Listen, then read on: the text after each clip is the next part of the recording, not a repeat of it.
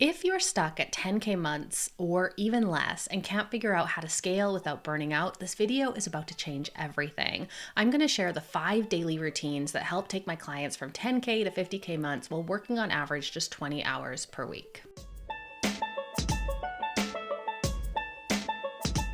Do you want to know the routines that have allowed me and my clients to scale from 10K per month to 50K per month in sales? Welcome back to the channel. If you're new here, I'm Haley Dale, a content and marketing strategist for coaches, course creators, and service providers. I love this quote from James Clear. You do not rise to the level of your goals, you fall to the level of your systems. I think that routines or systems are often even more important than the goals we set. Anyone can set a goal. If setting them meant reaching them, then everyone would achieve them. And we all know that is definitely not the case.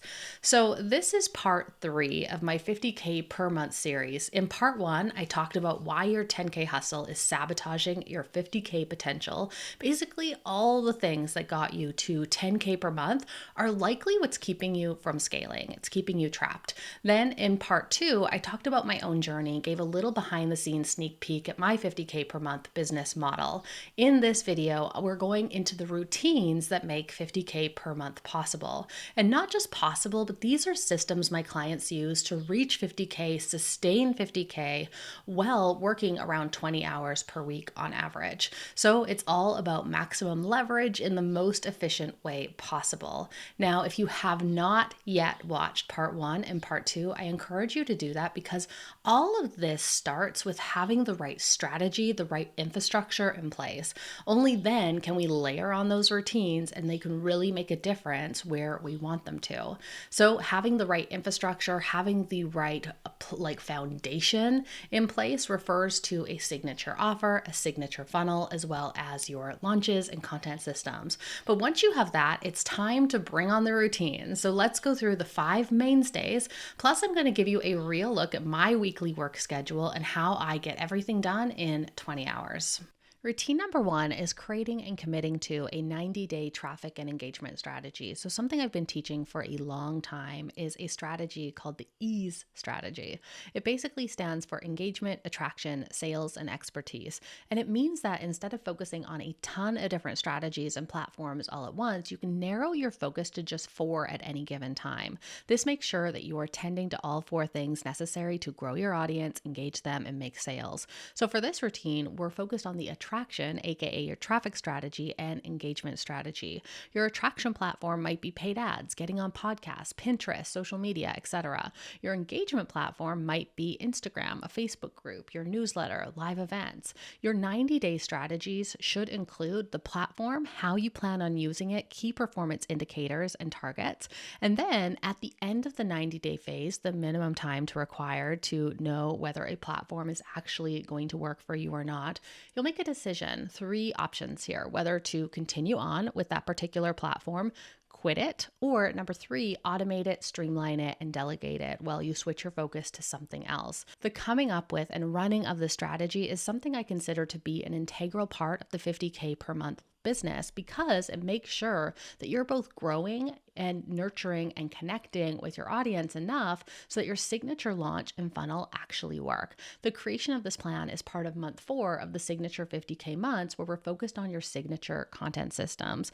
It's a routine because once you create that strategy, you'll have daily actions or weekly actions that you are implementing as part of that strategy. The second routine that is essential for my clients' 50K months is a weekly or bi-weekly content bundle. This bundle is built around a long-form piece of content, whether that is a blog post, a podcast episode, or a YouTube video like this one. This important piece of content helps deepen your relationship with your audience and showcases your expertise, gives people a reason to come back to your website. And I call it a bundle because it doesn't just include, that long-form piece of content, so the video in and of itself, but it also includes the newsletter that you use to drive traffic to it, any images images, including pins if Pinterest is a part of your strategy, and any social media that directly ties back to that long form content. For you, this routine might look like batching all of your content a month in advance. For someone else, it might look like a weekly process that they follow every week to get their content bundle published. For other clients of mine, they really like to create in the moment content, and so it's more ad hoc than that, but that doesn't mean that there's not a system around it. So while the strategy, the content bundle weekly or bi-weekly, is universal as part of the routine, the approach and exact routine can be tailored to what works for you. I think one of the best ways to stay consistent with your content is to keep your audience at the center of what you talk about and you at the center of how you create it. If you do not enjoy it, creating content that is, there's not a chance that you will keep up with it. It is important to note here that this does not have to be new content either. You can be repurposing existing content assets that you've created. That's one of the biggest reasons I encourage any business owner to truly treat their content as a long-term asset that holds value long after you've shared it one time. Speaking of content, one of the side effects of scaling or attempting to scale is disconnect. When things get bigger, it's harder to connect with audiences the way we once did. That's where routine number 3 comes in, which is your daily content systems. For a while, I was stuck in a trap of just doing my weekly content, batching all of my social, having someone else schedule it, and it just felt like I was getting more and more out of touch with the people that I most want to help. It is essential, especially as you scale, to prioritize conversations and connections with your audience as well as with your content. So as tempting as it is, I know this, to outsource it all, I think this is one area that you should hang on to. And even if you have someone helping you with bits and pieces of it,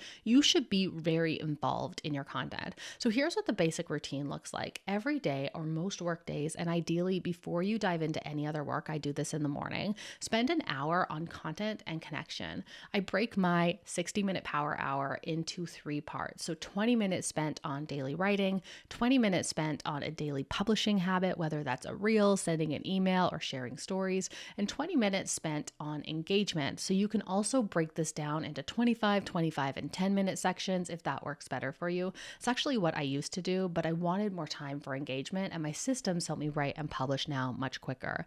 This routine helps me feel super productive. I create something before getting bogged down on tasks or other people's priorities, and better yet, I get something created before I start consuming other people's content. It helps me stay really excited about the content, so I'm only writing about the things that I'm thinking about or curious about, and it makes sure that I'm having daily combos with my audience and network. I break the daily engagement time into 4 tasks. So number 1, I start by responding to anyone who has commented or DM'd me.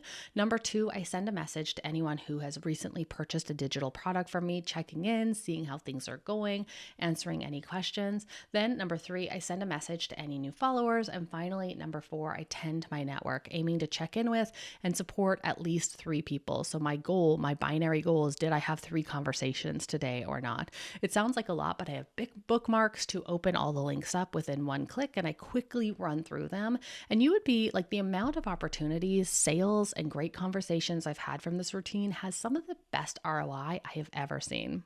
The most important thing you can do as you scale is to keep a really close eye on your numbers, and specifically be prepared to do something about those numbers. We're not just talking about passively collecting them in order to check a task off your CEO to-do list. Scaling means finding more leverage, which means more levers. And if you don't know what your numbers are, you could waste a lot of time focusing on the wrong levers, the wrong things, and reversely ignore the things that desperately need your attention. The ultimate secret to scaling is making sure that you're focusing on fixing the right things or maximizing and optimizing the right things.